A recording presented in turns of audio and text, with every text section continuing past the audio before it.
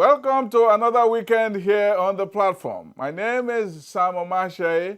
On the program this week, I'll be speaking with the Bishop of the Catholic Diocese of Sokoto, Bishop Matthew Kukah. But before that, my column, The Return, will be read to you.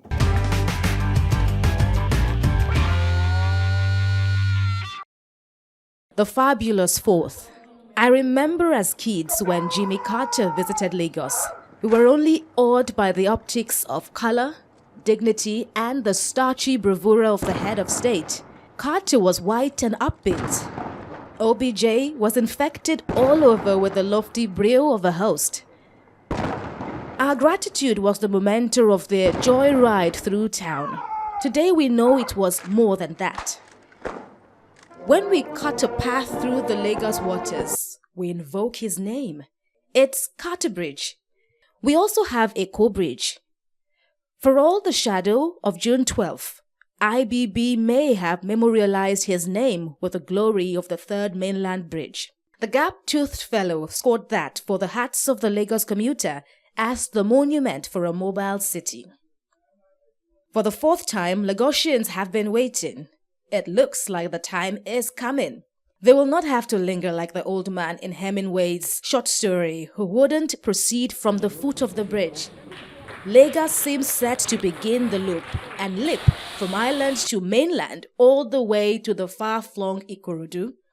The BOS of Lagos, Governor Babajide Sanwo-Olu, is set to make it a signature project. With the coil and majesty of a python, the fourth mainland bridge will make interlocking presence in Lekki-Epe, Arepo, Lagos-Ibadan Expressway. Names of streets and villages will jump out of obscurity. As the governor has noted, quote, the project allows for the first time direct access from the large suburb of Ikorodu to the island and the Lekki Free Zone area, end quote. It is a three-part affair: island, lagoon, mainland. At a recent stakeholders meeting, it was revealed that it had reached an advanced stage for takeoff. For Nigeria's essential city, it isn't only good news, it is a hope for relief. Bridges of this nature aren't mere project. They are the items of transformation to move a city from rural to urban. They raise the stakes of prestige and prosperity. They make the city dwellers not just move, but want to move. They can move in the morning for the joy of labor. In the sunshine blaze, they can cruise and watch the water shimmer beside as the sky presides. On asphalt. At night, they can take in the crystal dark and serene path on asphalt. It is not just the bridge, it is the economy. To make a bridge is also to reinvent commerce. It starts with huge outlay to get it done. The billions will mean bringing in sand, steel, iron, blocks, cranes, etc. It will be a feat of engineering. It means going deep into the lagoon, dredging, remapping. It is labor and salaries and subcontracts and men hawking wares and the women selling akara and bowls of eba and egusi soup. It is like building the town. The fourth mainland is a story of immense devotion. As the Trojan of Works Minister Babatunde Fashola noted, it is expected to beat Cairo's long bridge in length. I don't know how long it will take to complete it, but it is a project for a generation, a project in endurance. It has to start, and then it is up to the city to bring it to an end. IBB started and finished the third mainland, but the fourth mainland is a long, winding behemoth, the longest on the continent. It will change the lives along its path. Real estate value will rise. Status of people there will rise. Lifestyle will change. It will redesign the architecture, the business model, how they wake up and sleep, how they worship, who they bow to, who to vote for and against, where to party and where to die. We have had bridges across the country. Even in Lagos, the Lekki Bridge isn't just a bridge. It is now a Nollywood icon, a lover's tryst, the jogger's flexing point, where Mark Zuckerberg caught his breath. A bridge is also a segue between from one world to another. Of course, to go to Ikorodu from Lekki is an astral trip, like landing in a new dimension. We hope in the words of Prophet Isaiah we shall see in the fourth mainland a highway for the wayfarers of holy intentions who will make the city a place of refuge and growth.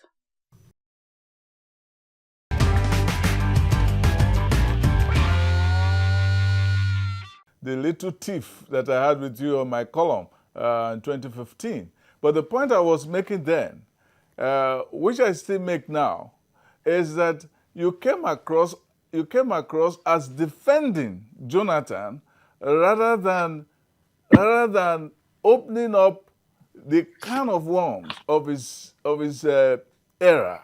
I was not for. Well, I'm sorry. Yeah. I'm sorry. Let me take you from there. Yes. Because I still go back to your article in which you said, was he not doling out prophets' offerings in dollars? And I dared any of you, all your journalists, including Jonathan's men, and I said to them, come and tell me, because the money was given to people. If I ever solicited for or received any money from anybody, let the person step forward and say so. Now, and I keep telling Nigerians, I knew Jonathan before most of them, President Jonathan before most of them, because a lot of people got to know President Jonathan when he became vice president. I knew him as deputy governor. I knew him as governor. I knew him as vice president. I knew him as acting president. I knew him as president. And I said to people, okay, if anybody ever told you that President Jonathan and I ever shook hands and a dollar came between us or a naira came between us, let the person stand forward and say so.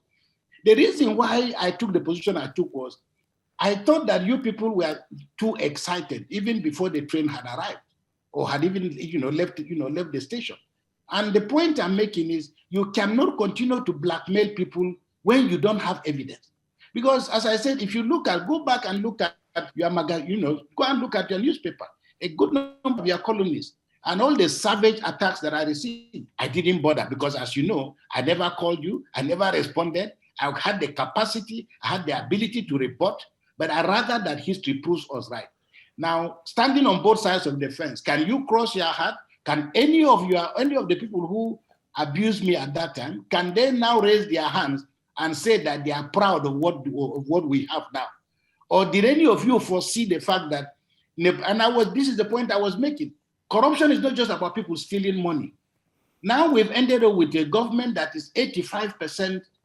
In fact, just today, I received an email, a northern academician has actually presented the data that over 84% or 85% of the key positions in this government as of today are held by northerners, and they're there, chapter and verse. Did you anticipate this integrity will translate into this? So I keep making the point. I'm a student of Nigeria, and I love this country very dearly and passionately, but I will not be intimidated. Let us argue based on evidence and think very much about how we can move our country to a completely different landscape altogether. So, like I said, and I repeat, there's nothing. It is the colonists, Femi Orebe, all your people. One of your men, Dele Agekame, he managed to get the sense of what I was saying. We set up the peace committee. Your people in your paper, and I make reference to this because the evidence is there. Your people said the peace committee was set up to give Jonathan a soft landing. And even my friend Tatalo, whose name I'm sure you know, but I won't call, of giving his knowledge and so on, said some really useless things that somebody at his level should not be saying, because people made no attempt to ask me, how did the peace committee come about? What was it meant to do? Now, we were dismissed. People said the committee should go home. We should be disbanded. Today, I'm still standing where I am, seeking for peace, justice, and fairness in Nigeria. Many of you have since changed horses and are looking in a different direction. So my argument is that I'm not a politician. Okay, I'm political, absolutely so, but I'm not a politician.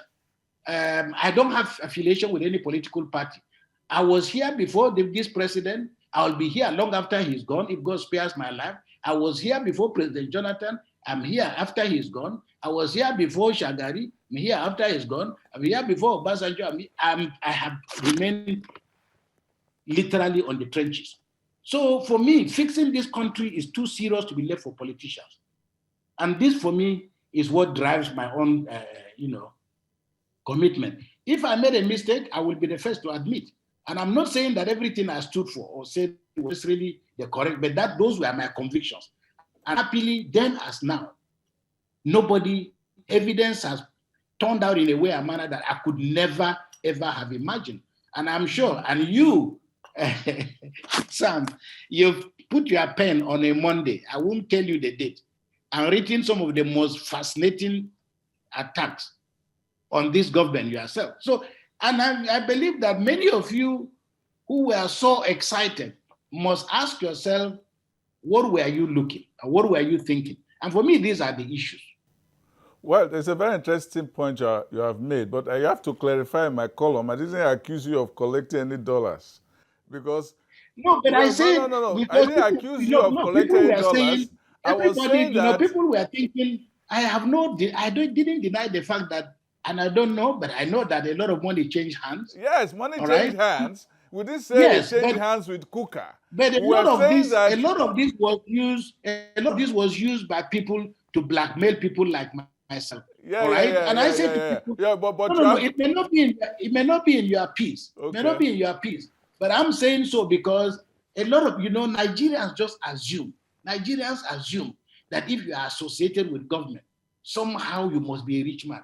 And a lot of Nigerians find it difficult to believe. They think that money must be coming out of my ears. And everybody thinks, you've been with all these presidents, all these governors, everybody loves you. Why are you not a rich man? Well, I am an extraordinarily rich Nigerian, but rich in goodwill.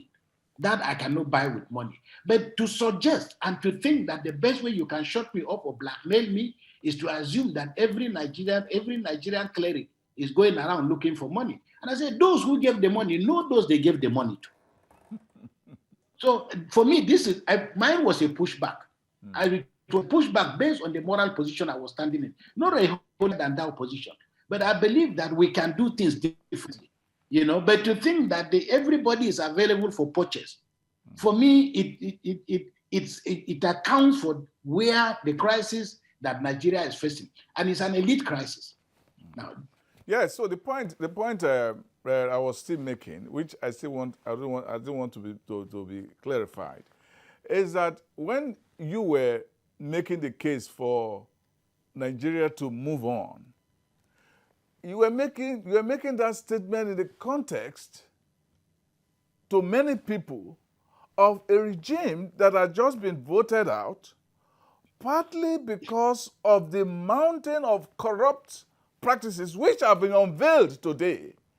And this is not excusing what is going on. Just in the past week, we've seen stories released by the ICPC of men who have thrown billions into their private accounts, even money that is supposed to go for school feeding, going for private accounts. It is this sort of maggoty corruption that we saw in Jonathan's time that we thought there needs to be justice. And if there's no justice, there's no future. But you were, in a sense, saying that let us move through this maggot and just move forward. And I was saying that is not possible. And it is because we have not held people to account that we are having what we are having today, even today. Sam, can we be a little bit honest with ourselves? Let's say, okay, we didn't actually move through the maggots. We have consumed many of the maggots up till today. Listen, I cannot understand how, because somebody of your quality and caliber, all that everybody has said is that I said, let's move on. Okay, so did time stand still? Have the years not rolled by? I never for one moment suggested that people should not be tried. But all I was saying, and if you go back and look at the tapes, if you go back and look at what I said, that is, if you allow yourself, just put your little prejudices aside, and also put your excitement and or the exaggerated expectations that a new dawn was here aside. I never for one moment said people should not be tried. Go back and read some of my interviews in Punch and other papers where I said very clearly The point I was making is, if Jonathan is found guilty, there's no reason why he should not be tried. But again, remember, one of the things I said was, this system will not try Jonathan because the system will protect itself. Now, I am saying there was no need, blindsiding us by telling us we've come to clean up this.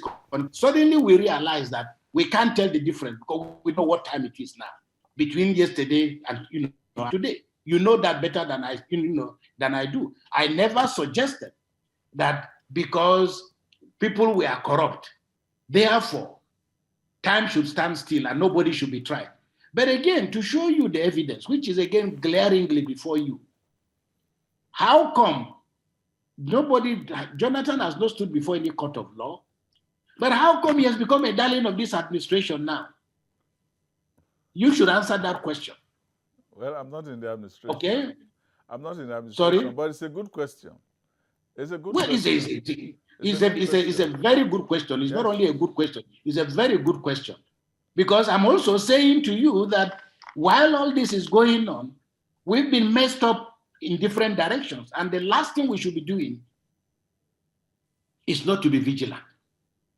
Because people have since changed political parties, they've changed political loyalties, and they will change even more. Okay, and I'm saying that I do not believe that you have enough evidence to suggest that the last 5 years have been better than the 5 years before this administration. If you want to compare both, it's not my business. I'm not in a position, but it depends on where you stand. But I'm saying very clearly that, first of all, this government must find a reason to explain why there is such a preponderance of particular people holding particular government positions, and how and why it is that the system of corruption itself has shown absolutely not the slightest reflex of diminishing. Because, like I said, we have an EFCC. Doesn't it interest you that not a single EFCC chairman has finished his term in the course of fighting corruption? Why is that so? And then all these guys, we all started with song and dance. Where are we today? The chairman of EFCC is fighting for his life. But the tragedy with the Nigerian situation is that everybody is focusing on corruption as stealing money. Perhaps nepotism is a far worse form of corruption because you've democratized the system in a skewed manner that privileges only particular individuals, families, and religions and faith. It is totally unacceptable because going forward, I don't know how long it's going to take us. I don't know where we'll get the energy to clean this swamp that we're in now. You can see how the country itself is gradually, literally falling apart and falling, across the seams. And it's not about whether you like this government or you don't like. The president today is my president. And if I don't tell him truth and how I see it, I will be failing in my duty as a priest and as a citizen. So I don't go for comfort. I go for what I consider to be the truth. And I may be wrong, but I'm always anxious and ready to learn from those who have a superior argument. So on this fight against corruption, yourself, we have moved backwards. And my argument with all the talk about corruption is that the President Buhari has not changed his position from 1983 right through to his term, which is the belief that corruption is something that politicians do. And that was why all the political class were arrested and put in prison in 1984. Now, we are focusing also, but nobody is paying attention to other institutions of corruption, be it the bureaucracy, be it the private sector, be it individual forms of corruption, and so on and so forth. And my argument, and I end here, is that, please, governance is science. Fighting corruption also is science. We cannot subject it to this capricious voodooism of just speculating about what constitutes corruption and who is corrupt and who is not corrupt. It is institutions that define corruption, not the reflexes of individuals. And we must answer the question that Shakespeare said, there is no art to find the man's construction in the face. So the idea that Nigerians are looking for, and I keep saying it, we're looking for men of integrity, men of honesty, men of character. There are no scales for weighing any of these characteristics. However, we are not looking for a chairman of a parish council. We are looking for somebody to fix the broken roads in Nigeria, for somebody to deal with the problems of this country, and they are staggeringly everywhere. So we are not looking for holy men. If we are looking for holy men, is an exercise in obscurantism. Yeah. And this is why we have a responsibility and a duty to guide our people in terms of the quality and caliber of choices that they make. During the time of Babangida's administration, it once marveled at the capacity, or will I say the resilience of the Nigerian nation. And it wondered why, in spite of all the beatings and batterings it had undergone, that it was still standing, that he wondered why it had not collapsed. Since the Babangida years, the country has gone down every inch towards what we might call collapse. And do you still wonder whether this country, the way we are going, is sustainable? Well, I was here when Babangida made that statement. But guess what? The tribe of the righteous overwhelmed the tribe of the unrighteous. 90% of ordinary Nigerians just want to get on with their lives. And I believe that it is their faithfulness, their honesty, their doggedness, their prayers, their commitment to a fair society, not that of the leaders, that have been holding this country together. And I think God will reward us, with all that we aspire for. However, again, as I said, this is a country where we are only just presiding over a distribution agencies. The president of Nigeria is a master rent collector. Okay, and it's the reason why we are fighting it. I mean, how do you explain the fact that we've been flaring gas for 40, 50 years? We still can't get our hands around the problem. Now, you see, a country runs into problem when the criminal elements democratize, because when they now begin to fund politics and political processes, that's when politics gets dangerous. And all you need to do is to just sit down very carefully and watch the timeless film, The Godfather, because it tells you what happens in a society when the systems crumble. Because you find now that, is it the judiciary? Is it the church? Is it the educational system? Is it the bureaucracy? There is hardly any institution in Nigeria today that has the character to be able to confront, the issues for which it was meant. Now, for me, it's not so much, I think that technology is also gradually helping us, and in the final analysis, that is where the solution is going to come from. But I also think that Nigerians are expecting far too much from politics than what politics can deliver. And that in the end, these criminal elements that are benefiting, whether as politicians or private sector, they will make sure this country doesn't collapse because they require it. It provides them with the oxygen of survival. I think the real challenge, and this is why I want to commend my friend and my brother, Professor Bogoro of TEDFORM, for setting up a national research council, where Nigerians hopefully can begin to think that being an intellectual is far more important. It's one of the most important assignments, that even our parents who sent us, to school, entrusted to us. Because increasingly, the military banished intellectualism. And unfortunately for us, the university lecturers fell for it. It's over 40 years now, or 30 or more years now, ASU has been making the same case. You are trying to treat an ailment, and for 30 years, the ailment has not, instead of increasing, instead of decreasing, it has increased.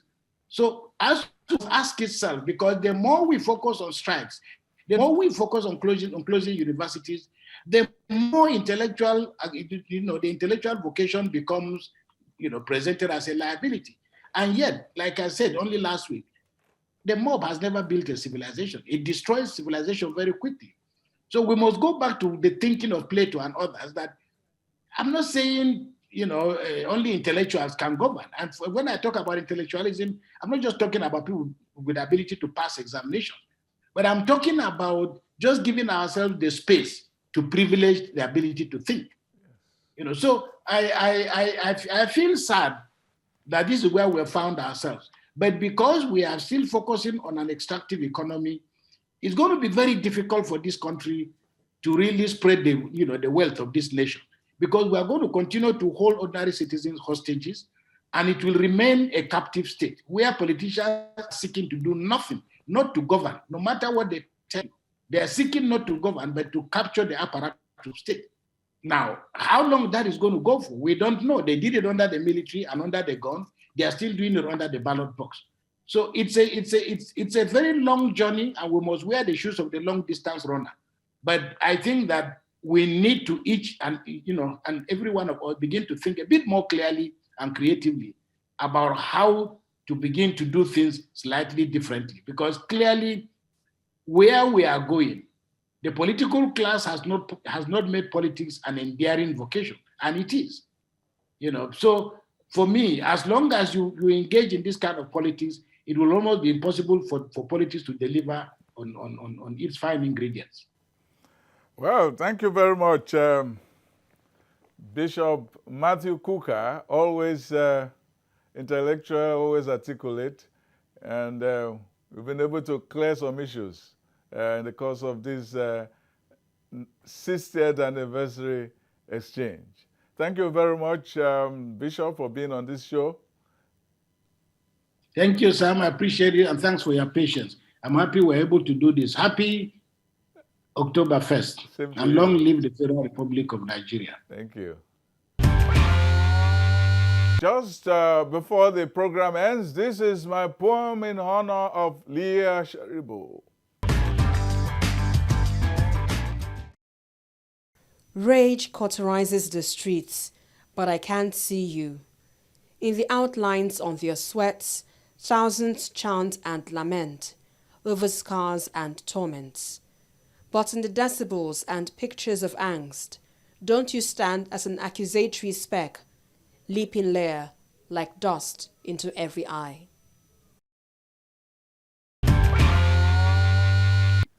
Thank you for watching the program today. You can catch up with my published column on www.samomashe.com. Also follow me on Twitter. My handle is @samomashe. And until next time, be good.